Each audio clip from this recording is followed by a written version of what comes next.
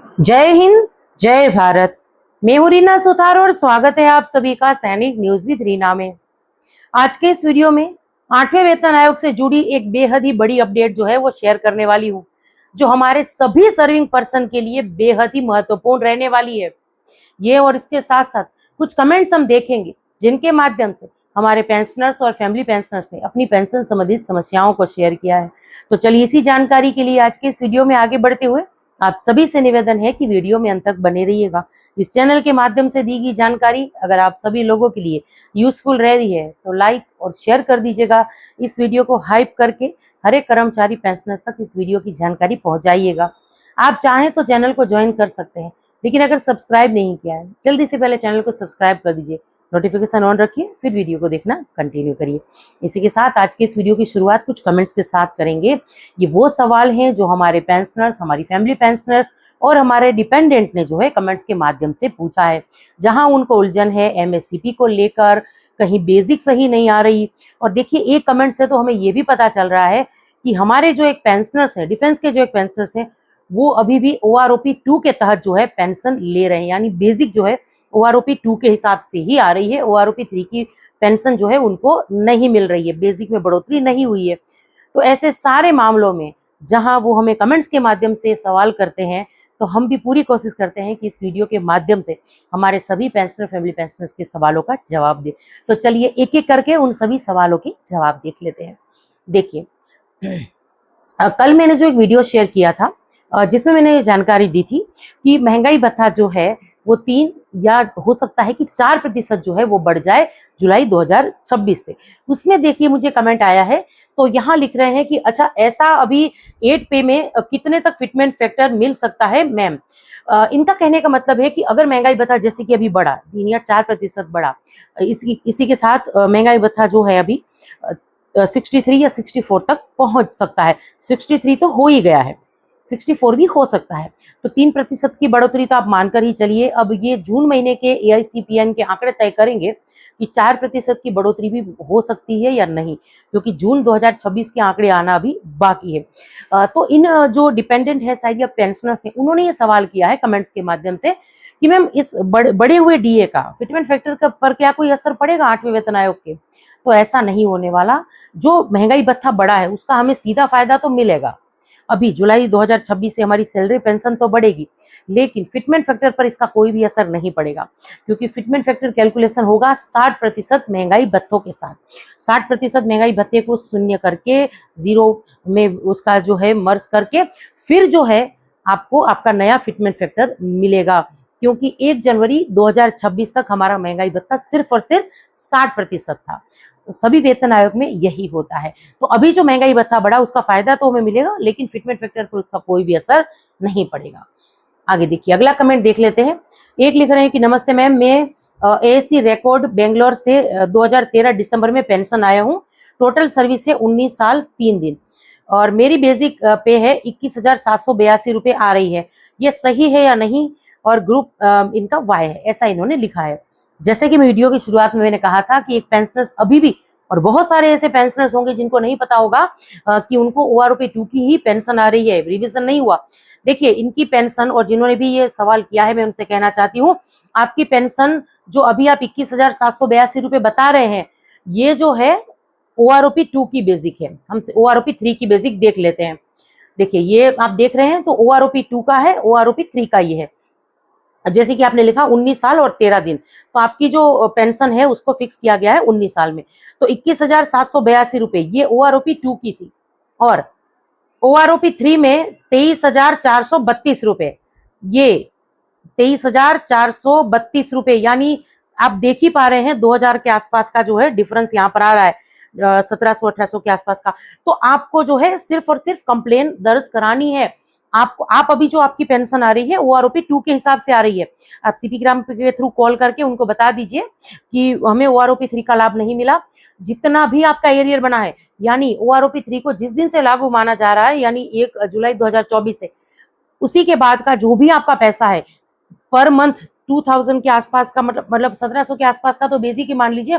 इसके बाद डीआर की जो बढ़ोतरी है वो अलग से, तो जो भी आपका ये पैसा है वो आपको एरियर के रूप में प्राप्त हो जाएगा। सीपी ग्राम पर एक कॉल करके आपकी कंप्लेंट जरूर से दर्ज करा दीजिएगा। चलिए अगला कमेंट देख लेते हैं। ये लिख रहे हैं कि स्पर्श पेंशन स्लिप डाउनलोड ही नहीं होता है मैम, अगर आप कुछ हेल्प कर दे तो अच्छा होगा। बिल्कुल मैं आपकी मदद करूंगी। अगर आपको पेंशन स्लिप डाउनलोड करने में दिक्कत आ रही है स्पर्श से, आप मुझे कॉल करिए, मैं आपकी पेंशन स्लिप जो है वो जरूर से डाउनलोड कर दूंगी। चलिए अगला कमेंट है। एक लिख रहे हैं कि मैडम फैमिली पेंशन मिलती है 22,184 रुपए, मम्मी को 8वां वेतन लागू होने से कितना होगा? मेरे पिताजी जो है पुलिस में थे, 2019 में रिटायरमेंट हुए हैं। मैं महाराष्ट्र से हूँ। पहले 36,000 आता था, 2 साल बाद अभी से 22,184 मिलती है। फैमिली पेंशन अप्रैल से आ रही है, प्लीज मैडम बताएं। पिताजी की एज 63 था मैडम। मुझे लगता है ये जो फैमिली पेंशन को लेकर जानकारी मांग रहे हैं कि अभी 22,184 रुपए मिलती है, और पहले जहां 36,000 रुपए आता था, 2 साल बाद अभी 22,184 रुपए हो गया है, यानी ऑर्डिनरी पेंशन हो गई है। तो जब आपके पिताजी की डेथ हुई तब आप बता रहे हैं कि 63 ईयर्स एज था, तो 67 ईयर्स तक जो है ऐसे में इनहेंस रेट से पेंशन मिलनी चाहिए। कुछ यहाँ गड़बड़ी है, आप मुझे कॉल करिए, व्हाट्सएप पर भी संपर्क कर सकते हैं, पीपीओ वगैरह शेयर करिए ताकि हम इसके बारे में बात कर पाए। चलिए अगला कमेंट है। एक लिख रहे हैं कि मैम मैं 2006 में रिटायर हुआ हूँ, मेरी पेंशन जो है ट्रेजरी से आ रही है, स्पर्श में माइग्रेशन नहीं हो रहा है, प्लीज आप हेल्प करिए। देखिए आप एक काम कर सकते हैं, रिकॉर्ड से संपर्क करके आपकी पेंशन जो है स्पर्श में माइग्रेशन के लिए आप एक आवेदन दे सकते हैं, नजदीकी जिला सैनिक बोर्ड का संपर्क कर सकते हैं। इतना काम आपको जरूर से करना चाहिए। और दूसरी बात, अगर ट्रेजरी से पेंशन आ रही है तो आप बेसिक जरूर से चेक कराइए। आप मुझे दोबारा कमेंट करिए, जहां कितने साल सर्विस है, कब रिटायर होकर आए हैं, रैंक कौन सी है, ग्रुप कौन सा है, ये सारी जानकारी लिखिए। एमएससीपी मिला या नहीं, अगर एससीपी के लिए एलिजिबल हैं तो एसीपी मिला या नहीं, ये सारी डिटेल दे के आप मुझे कमेंट करिए, ताकि मैं आपको इसके बारे में गाइड कर पाऊं। बहुत सारे केस हमारे सामने ऐसे आते हैं जहां ट्रेजरी से पेंशन आ रही है तो पेंशन में कुछ ना कुछ गड़बड़ी देखी जाती है। बैंक से भी पेंशन आती है तो ये गड़बड़ियां देखी जा रही हैं, पर अगर ट्रेजरी से आ रही है थोड़ा आप अवेयर रहिए, ध्यान रखिए। और जो है स्पर्श में माइग्रेशन के लिए आप भी कुछ प्रयास जरूर से करिए। चलिए अगला कमेंट है। एक लिख रहे हैं कि राजस्थान के लिए अप्लाइड है कि नहीं। यानी जो मैंने कल वीडियो बनाई थी, जैसे कि मैंने कहा कि इसमें मैंने बढ़े हुए महंगाई भत्तों की बात की थी कि महंगाई भत्तों में जो बढ़ोतरी हुई है एआईसीपीएन के आंकड़ों में, तो वो पूछ रहे हैं कि राजस्थान के जो कर्मचारी पेंशन है उनको फायदा होगा या नहीं। तो बिल्कुल होगा। अभी जो महंगाई भत्ता बढ़ा है, आने वाले दिनों में आपकी जो स्टेट गवर्नमेंट है वो भी अपने एम्प्लॉयज के लिए, अपने पेंशनर्स के लिए इन बढ़े हुए महंगाई दर को लागू करेगी, तो आपको उसका फायदा जरूर से होगा। चलिए अगला कमेंट है। एक लिख रहे हैं, गुड मॉर्निंग मैम, मैं 1988 का रिटायरी हूँ, नायक रैंक से, 18 साल 3 महीने 18 दिन, मेरी बेसिक 22,151 रुपए है, ये सही है क्या? चलिए हम ये भी देख लेते हैं कि OROP 3 के हिसाब से कितनी है। तो जैसे कि इन्होंने कहा है कि 18 साल के आसपास की सर्विस है, OROP 3 में देखिए 22,151 रुपए है, तो ये बेसिक जो है बिल्कुल सही है, यानी आपकी पेंशन जो है OROP 3 के हिसाब से ही आ रही है।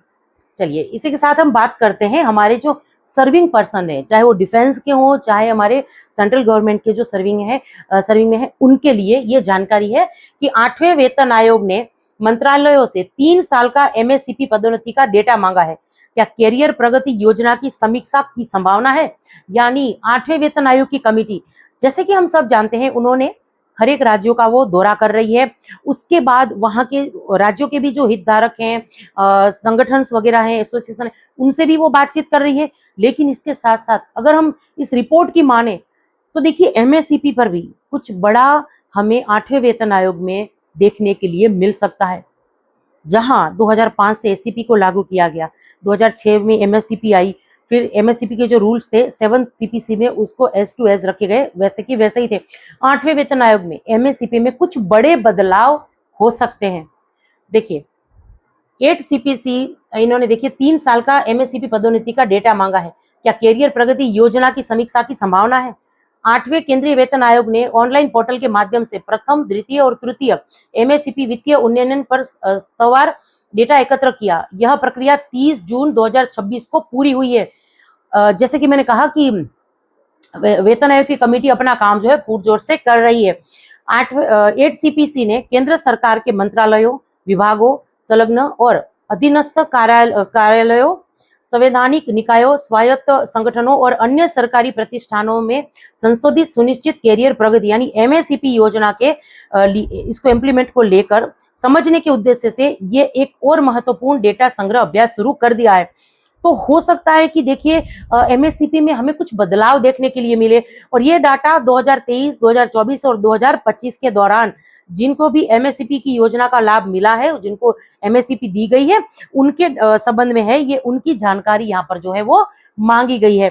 इसके बाद देखिए आगे इस रिपोर्ट में क्या लिखा गया है कि हालांकि हजारों सरकारी कार्यालयों से व्यापक डेटा संग्रह को देखते हुए आयोग आवश्यकता पड़ने पर जमा करने की समय सीमाएं बढ़ा सकता है। यानी जैसे कि कहा कि 30 जून तक जो है ये सारा डेटा इकट्ठा हो चुका है, लेकिन हो सकता है कि अभी भी कामकाज बाकी हो, कुछ ऐसा डाटा इनको कुछ विभाग बाकी, कुछ मंत्रालय बाकी हो, तो ये समय सीमा और जो है वो बढ़ भी सकती है। आयोग ने एमएससीपी योजना के तहत दी गई वित्तीय उन्नयन से संबंधित व्यापक जानकारी मांगी है, यानी एमएससीपी को लेकर जानकारी मांगी है। केवल कवर किए गए कर्मचारियों की कुल संख्या मांगने के बजाय आयोग ने मंत्रालयों से सत्तावार आंकड़े प्रस्तुत करने को कहा है, जिसमें उन कर्मचारियों की संख्या दर्शाई गई हो जिन्हें लाभ प्राप्त हुआ है, जैसे प्रथम एमएससीपी, वित्तीय लाभ, द्वितीय एमएससीपी, तीसरा एमएससीपी और कुल एमएससीपी। कुछ इस तरीके से जो है डाटा ये लोग इकट्ठा कर रहे हैं। तो क्या हम ये मानकर चल सकते हैं कि 8वें वेतन आयोग में हमारे जो सर्विंग पर्सन है या आने वाले दिनों में जो पेंशन आएंगे उनको कम से कम एमएससीपी को लेकर तो कुछ गुड न्यूज जो है वो जरूर से देखने के लिए मिलेगी।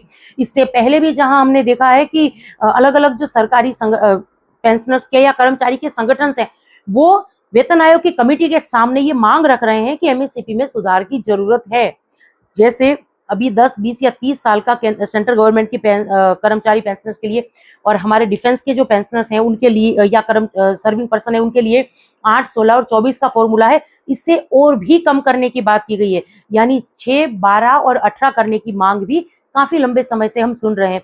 तो क्या हम ये मानकर चल सकते हैं कि 8वें वेतन आयोग में एमएससीपी को लेकर एक गुड न्यूज हमारे साथ जरूर से शेयर होगी? आप क्या सोचते हैं कमेंट्स के माध्यम से जरूर से शेयर करिएगा। और इसी के साथ आज के इस वीडियो से विदा लेती हूँ। जय हिंद।